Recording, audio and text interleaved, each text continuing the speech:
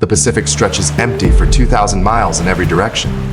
Salt wind scours volcanic rock. Nearly 900 stone faces stand scattered across Rapa Nui, most facing inland, their backs turned to the ocean that first brought humans to this remote island. Tourists hold up cameras. Postcards are printed. The world sees mystery. The world sees silence. These statues were not born here. They did not rise from the earth by magic. They were carved, hauled, fought over, and broken. For centuries, men dragged them across this island until their hands bled, their throats burned, and the island itself began to die. And no one ever stopped to ask, if the ancestors are so powerful, why did they need to be pulled? You are not pulling an ancestor. You are pulling the hunger of an entire clan, carved into a face too heavy to forgive. If the world sees a sacred ancestor, but your hands feel only rope, dust, and hunger, which truth do you believe? The camera crashes into Rano Raraku. Volcanic tuff crumbles underfoot. Basalt chisels ring out in a steady, brutal rhythm. Half-finished faces stare out from the hillside, some with only eyes carved, some with full bodies half buried in ash. Ropes lie coiled like dead snakes. Sweat drips into the dust and vanishes instantly. This is not a temple. This is a factory. Ancestors are made here, one chisel strike at a time. You are one of 50 men pulling the latest one. The rope bites into your palm, leaving deep red grooves that will scar before the sun sets. Your shoulders burn. Your lungs fill with fine volcanic dust that tastes like iron. Ahead, the massive stone tilts forward, as if it has finally decided to walk. You used to believe, you used to think that when this stone reached the coast, it would watch over your village, bring rain, and keep the fish coming. But the statues grow larger every year.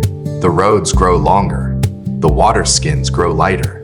The dead outnumber the living in the graveyards, and the ancestors never speak. When the ancestor grows heavier every season, is the clan becoming more faithful or more hungry for power? For centuries, people wondered how the Rapa Nui moved these massive stones. Some said aliens, some said levitation. The truth is far more human and far more brutal.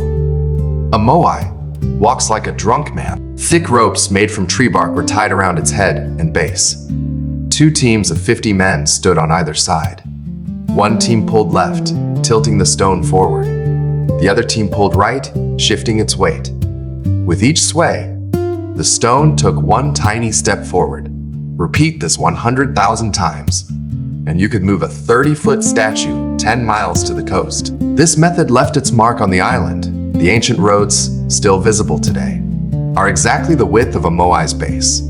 The stone platforms where the statues stood have rounded edges, worn smooth by centuries of statues being rocked into place. Even the Moai themselves were designed for walking. Their centers of gravity are perfectly balanced. Their base is rounded like feet in your 3rd year pulling. A 40-ton Moai shifted suddenly. The old foreman, who had taught you every knot and every rhythm, slipped and got tangled in the ropes. He pushed you out of the way as he fell. The stone crushed him before anyone could react. That night, you picked up his water skin. You walked down the line, pouring his ration into every man's bowl. No one prayed, no one spoke. Only the sound of swallowing filled the dark. And in that silence, something in you broke. You stopped waiting for ancestors to save you. You decided you would save yourself.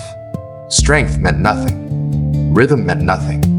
The only thing that mattered was water. Rapa Nui has no rivers, no lakes.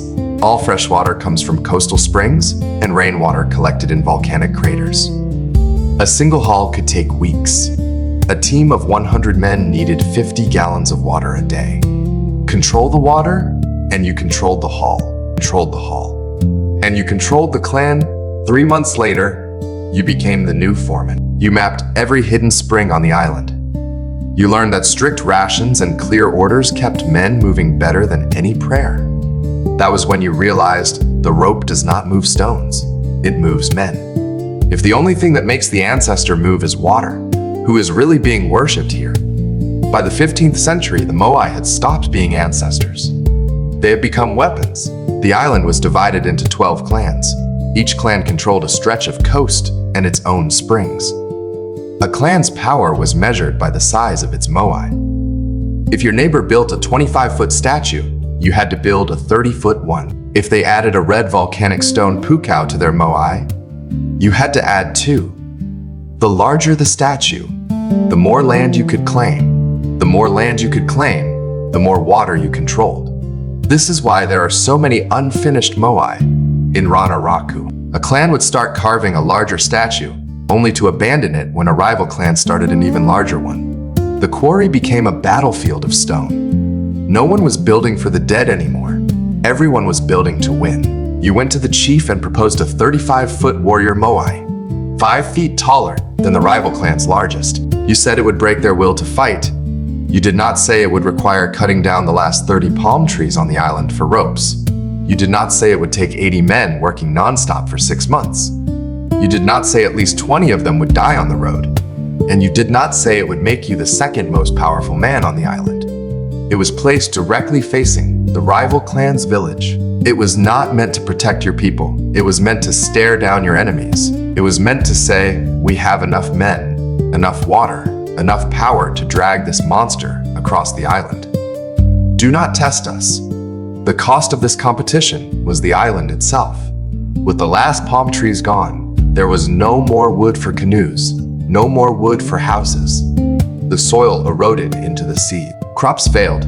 Fish became scarce. The population grew hungrier.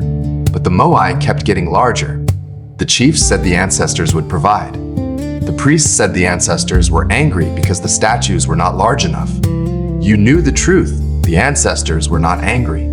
The living were greedy, and the island was dying. One night, you led a team to block the rivals' main road with boulders. Their moai got stuck and had to be abandoned. Their clan lost face and split apart. You took their most productive spring. You no longer talked about ancestors. You talked about survival. But water could only move bodies. To rule the island, you still needed to move belief. When your god requires you to destroy your home to build it, is it still a god or is it a monster? You have seized springs and blocked rival roads, gaining power over water and labor. Yet you soon realize brute control is never enough. To hold the clan together, you must also rule over their faith. And the great moai are exactly where that faith lives. You stand at the final turn in the ancient road. The sun beats down so hard the volcanic rock shimmers. The rope knot digs into your palm, a scar you have carried for 20 years. Behind you, 100 men pull the 33-foot giant, the largest moai ever carved. Their lips are cracked and bleeding. Their ankles are cut open by sharp rock. Their water skins hold nothing but dust. The chiefs stand on a hill, watching only the statue. The priests stand beside them, watching only the sky. No one watches the men. No one except you. You know exactly how many more steps they can take. You know exactly when the first man will collapse. You know exactly how many will die before they reach the platform. The power has terrible inertia. If you stop now, 6 months of work will be wasted. The rival clan will laugh. The chief will kill you. If you continue, at least 12 more men will die. So you raise your hand. You call out the rhythm. The ropes tighten until they creak. The stone sways. And it takes the final step. If stopping the statue saves the workers but destroys the clan's honor, who do you betray first, the living or the dead? The giant moai finally settles firmly on the island's largest stone altar. The crowd erupts in cheers. Chiefs bow in reverence. Priests chant ancient ritual prayers. Everyone celebrates the arrival of a new guardian ancestor. Yet you remain silent. You cannot forget the men who collapsed along the road, worn out by hunger and heavy labor. You have witnessed the cost of this glory, and you begin to understand one cruel truth. It is not the stone that protects the clan. It is the belief carved into its face. A moai was not considered alive until its eyes were installed. Carved white coral served as eye whites, and red volcanic rock as pupils. Once the eyes were placed, the ancestor's spirit was believed to awaken and watch over the village forever. You installed the eyes on every moai your clan built. This giant was no different. It had eyes of pure white coral and a 10-ton red volcanic stone crown. It stood directly over the island's most productive freshwater spring. At dawn, you placed the last coral pupil into its empty socket. The chief proclaimed it the most powerful ancestor ever born. You stared into those hollow eye sockets. You saw no sacred spirit, only your own cold reflection. You were no longer just a foreman controlling water and roads. You had become the ruler of faith itself. You could shape what the clan believed. You could decide who was honored and who was forgotten. Yet you were trapped by the lie you had helped build. You could never expose the emptiness behind the stone face, or the whole order would collapse, and everyone would turn against you. For 50 years, that statue stared down at the village. For 50 years, the clan endured hunger and scarcity. But no one dared to doubt the ancestor. No one dared to doubt you. The camera pulls back. Decades pass. The trees are all gone. The soil erodes into the sea. The fish become scarce. The clans grow hungry. And the lie can no longer hold. The first Moai falls at dawn. A group of men from the rival clans sneak into your village. They tie ropes around the largest statue. They pull. And it crashes face down into the dirt. Its coral eyes shatter. Its red pukao rolls into the grass. This is not just stone breaking. This is a declaration. Your ancestors cannot protect you. Your power is a lie. The hunger is real. And the only thing that matters now is survival. One by one, the Moai fall. Every clan topples the statues of its enemies. The faces that once stared down at the living now lie in the dirt, staring at nothing. The ancestors are dead, killed by the very people who built them. You watch from your hut. You are old now. Your hands are covered in scars from the rope. You have watched hundreds of men die for these stones, and now they are all falling, and you feel nothing. No grief, no anger, only a hollow emptiness, because you know, you helped pull them up, and you helped pull them down. The old order is gone. The Moai lie broken in the dust. Their coral eyes are shattered.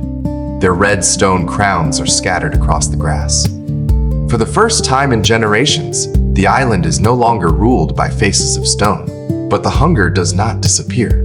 Power simply changes costumes. It leaves the stone platforms and moves to the cliffs of the Birdman ritual. Men no longer drag statues across the island. They climb sheer rock, swim through dangerous waters, and risk their lives for a single egg that can lift one clan above the others. The rope is gone. The Moai no longer walks, but the pull is still there. The need to win, to dominate, to prove that your clan deserves to stand higher than everyone else. The camera pulls back further. Centuries pass. Tourists arrive. They take photos of the broken statues. They marvel at the mystery. They do not see the scars in the rock. They do not see the hands that pull. They do not see the hunger that killed an island. And that is why the Moai still matter. Not because they are silent, but because their silence keeps asking the same question. How much will the living sacrifice to make their power look eternal? The Moai are not just statues. They are ancestors. They are labor. They are water. They are rivalry. They are pride. They are silence. They are every lie we tell ourselves about power and honor and the dead. They are the hunger carved into stone. You spent your entire life pulling them. You betrayed your friends. You killed your enemies. You built a kingdom of rope and dust. And in the end, it all came crashing down. Because it was never about the ancestors. It was always about us. It was always about what we are willing to do to be on top. This is your final choice. The rope can be cut, but then the clan loses the ancestor it built its pride upon. The statue can keep moving, but only if more thirsty hands keep bleeding into the dust. The island can worship the dead, or it can finally look at what the living have done in their name. What do you do?